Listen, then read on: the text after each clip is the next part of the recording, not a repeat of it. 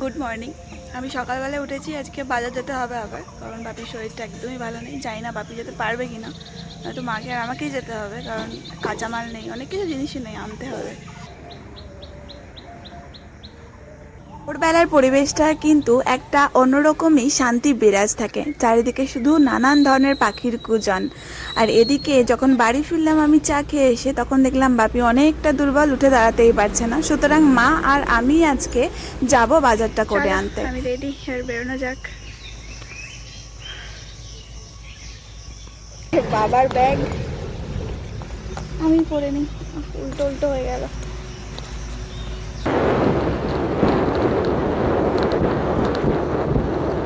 দোকান থেকে জিনিসপত্র আনতে হলে আমি একাই যাই, কিন্তু মান্ডিতে কখনো আমাকে একা ছাড়া হয় না। তবে মান্ডিতে অনেক সবজি দেখতে আমার বেশ ভালোই লাগে। এদিকে বাজার করা কমপ্লিট, এবার বাড়ি পৌঁছে দোকান খুলতে হবে।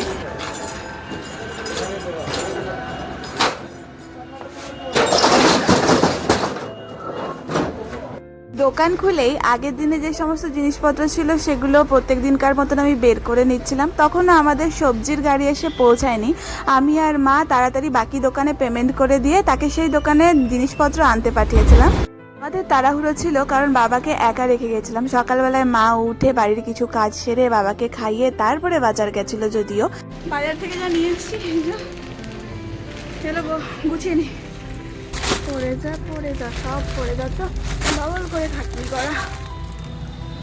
এই যে আমাদের সবজির ভ্যান চলে এসেছে, আর অনেক অনেক সবজি কিনেছি। আমার মা তো ভয় পায়, প্রথমে আমার হাত টেনে ধরে, কিন্তু ওই যে সকলে যে মোটামুটি আমাকে চিনে নিয়েছে কিছুদিন বাবার সঙ্গে যাওয়ার কারণে, তারা সকলেই ভালোবেসে যখন ডাকে, এই বিকাশদার মেয়ে এসছে, ভাইজি এসছে, বোন এসছে, এদিকে এসো, তোমাকে কম দামে দিয়ে দিচ্ছি, কিংবা বিকাশদার মেয়ে এসছে, দামটা বুঝে নিস, এই যে পজিটিভ ভাইবসগুলো এখনও পর্যন্ত পাই, এতেই হয়তো ঘেটে যাওয়া জীবনগুলো অনেকটা সহজ হয়। আমি দাম দর করে জিনিসপত্রগুলো কিনে আনতে পারি, তারাও অনেক হেল্প করে। আর এইভাবেই আজকেও বাবারই মতন প্রায় 15-20 কেজি করে আমি সবজি নিয়ে এসেছি, একটু রিস্ক নিয়েই। জানি না কি হবে, দেখা যাক।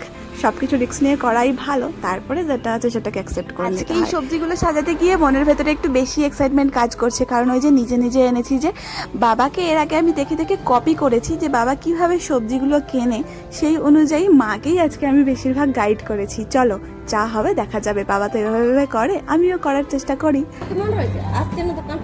বাবা শরীর ভালো নেই গো, পাটা ভালো হবে না, পা, কিডনি, চোখ, সুগার, প্রেসার সব। এই বাবা একটা রোগ নয় তো, অনেক রোগ না।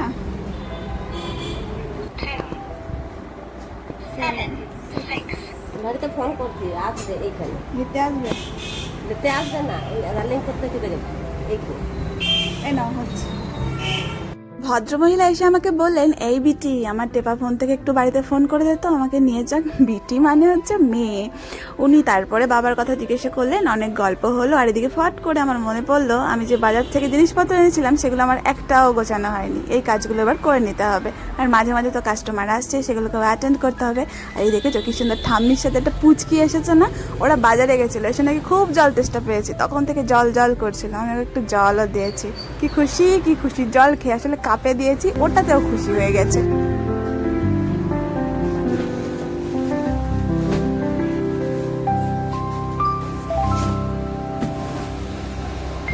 বিশুট এটা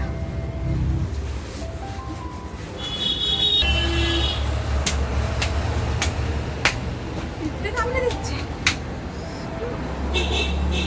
আর এই যে একটা দেশলাই আইপিএল কাপ,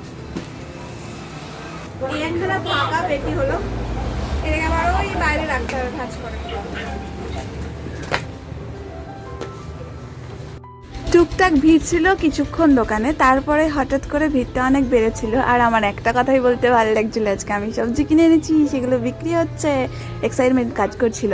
আজ থেকে 30 বছর আগে যখন আমাদের দোকানটা প্রথম শুরু করা হয়েছিল, তখনকার যেমন বেচা কেনা সেটা এখনকার সঙ্গে একেবারেই পারা যাবে না। কারণ এখন আমাদের বাস স্ট্যান্ডে শুধু নয়, যে সমস্ত গ্রামগুলো আছে সেই গ্রামগুলোতেও অসংখ্য দোকানের ভিড় নেমেছে। সুতরাং কম্পিটিশনের বাজার যতটুকু পারা যায় ততটুকু চেষ্টা করা যায় আর কি। তারপরে আবার আমাদের দোকানে পুরনো সেই বিশ্বস্ত মালিকের বদল ঘটেছে, বাবার বদলে আমি। সুতরাং একটু অসুবিধা হয় অনেক মানুষের ক্ষেত্রেই আমাকে অ্যাকসেপ্ট করে নেবার ক্ষেত্রে, আবার অনেকে খুব ভালোবেসে অ্যাকসেপ্ট করেছে এই আমার দোকান দেওয়াটা। দোকানে থাকা অর্ধেক সবজির আমি স্বাদই জানি না, তারপরেও কেমন একটা ম্যাজিক্যাল কানেকশন তৈরি হয়েছে এই সবজিগুলোর সঙ্গে। কেউ কেউ আবার জিজ্ঞাসা করে লঙ্কায় ঝাল আছে, আমি তখন বলি এটা টেস্ট করে নিতে পারো, একটা কামড় দিয়েই দেখো না আছে কি না। একটু কাস্টমারের ভিড় কমেছে, জিনিসগুলো এনেছি প্রচণ্ড আওয়াজ সারাক্ষণ, সেগুলোর হিসাবগুলো মিলিয়ে নিই, তো কোনটা কী দামে বিক্রি করবো খুঁজে পাবো না নিজে। আর অ্যালার্জিতে কুকুর কুকুর করছে আমার, বাজারে গেছিলাম ধুলোগুলো চুটাচ্ছে, কোনটার কি সেটাই ভুলে গেছি। হিসেবগুলো কষতে কষতে আবার কাস্টমার এসেছিল এবং এসে তার যে বকবকানি সেটা একবার শোনো। সে আমাকে বলছে তুমি বেছে দাও, তুমি করে দাও, কারণ বাড়ি গেলে আমাকে মা বকলে আমি বলতে পারবো যে পিসি বেছে দিয়েছে বা দিদি বেছে দিয়েছে। এত চালাকেরা। লঙ্কা গুঁড়ো নিয়ে গেছিলাম, কাশ্মীর লঙ্কা গুঁড়ি। হ্যাঁ, মা বলছে তো প্যাকেট নিয়ে নি না কেন, আবার ফালতু দেয়া।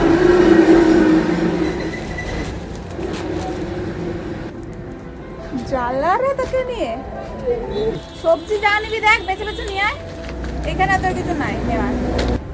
চা আর পোস্ত, চাটা প্যাকেট দিলাম।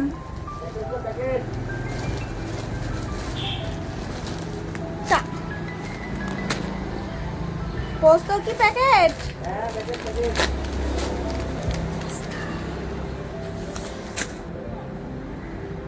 মুড়ি, রুল ময়দা, কাঁচা লঙ্কা, পোস্ত, চা। যুদ্ধ করলাম, যুদ্ধ বেসনের সাথে। আর ঘুম ঘুম পেয়ে যাচ্ছে। আমি আজকে 5টার সময় উঠেছি, 5টা, এখন প্রায় 12:30 নাগাদ বাজে। ঘুম পাচ্ছে, কিন্তু ঘুমালে হবে না, বাপি উঠে দাঁড়াতেই পারছে না। কে আসবে দোকানে? কাস্টমার। সবজি আজকে নিজেরা কিনেছি, এত বেশি টেনশন হচ্ছিল যে বিক্রি হবে কি হবে না। আর শাক আমার উঠে গেছে। আর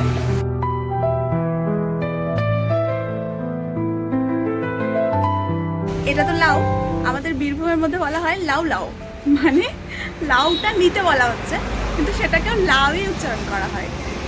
আমাদের যে উপভাষা নানা রকম ভাগগুলো রয়েছে তার মধ্যে ওই একটা লাউ লাউ। লাউটা লাউ কেন বীরভূমে এরকম বলে। আবার দেখ বলছি যাবো না বটে, তাও শুনছে মানে বটে, এরকম অনেক কিছু আছে, বেশ মজার মজা।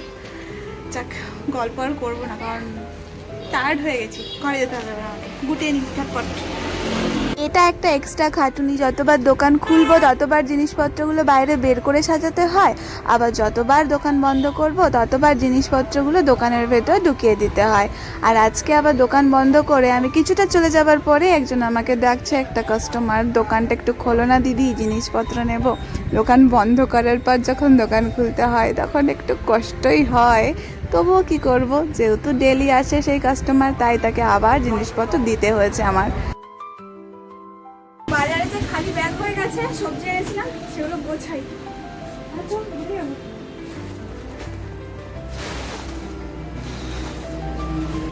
এই বেলা আবার বন্ধ করে দিই, আবার বিকেল বেলায় মা খুলবে আজকে, আমি ঘুমিয়ে যাবো।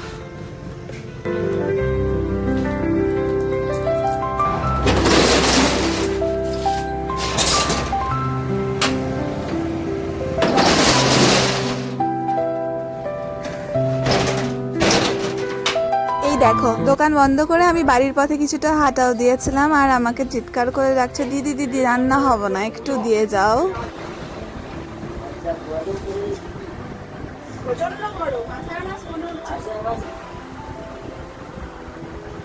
কুমড়ো কত দেবো? কুমড়ো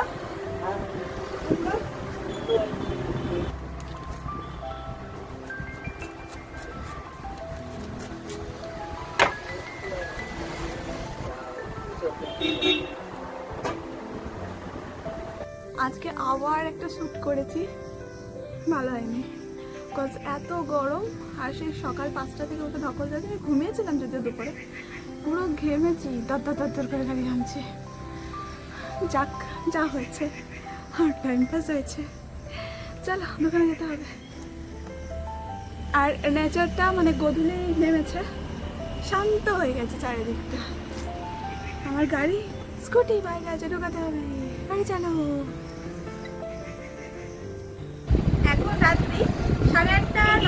বাজে, মোটামুটি বন্ধ করে দেবো এবার আমি। আর এই যে আজকেতে আমরা নিজেরা গেছিলাম, সবজি কিনে এনেছি, প্রচন্ড টেনশনে ছিলাম যে কি আরো বিক্রি হবে কিনা। সবকটা সাজানো বিক্রি হয়ে গেছে, আমার অনেক সবজি বিক্রি হয়ে গেছে। উল্টে কালকে আরো সবজি আনতে যেতে হবে, যদিও কালকে আমি যাবো না, কারণ ভালো লাগে না আমাদের ডেলি সকাল সকাল। সুতরাং একটা দাদা আছে, তাকে বলে দিলাম এরকম এরকম দাদার মধ্যে পেলে আমাকে এনে দিও, তো এনে দেবে। চলো এবার আমি দোকানটা বন্ধ করে দিই, গুটিয়ে নিই আগে, তার আগে চটপট করে। আজকে অনেকদিন পর আবার দোকানের ভিডিও শেয়ার করলাম, কেমন লাগলো? না, আমার মোটেও ভালো লাগেনি। বাপির শরীরটা যে খারাপ, মা সেই সন্ধ্যাবেলা থেকে আবার বাপির যত্ন করতে শুরু করেছে, তবুও কিছুতেই সে উঠে বসছে না, ভালো করে কথা বলছে না। এই নিয়ে মনের ভিতরে একটা অশান্তি চলতেই থাকে। সকলেরই একই কাহিনী, আমার আপনার। আজ ছিল ডালখালি, কাল ফুলে যায় ভরে, কিংবা কাল ফুলে যায় ভরে, আজ ছিল ডালখালি। তো এই দুঃখ তো এই শান্তি। আজকে না অনেক বকম করেছি, এবার বিছানা আমায় ডাকছে, তাড়াতাড়ি ঝটপট দোকানটা বন্ধ করে নিয়ে রাতে ডিনার সেরে ঘুমের দেশে।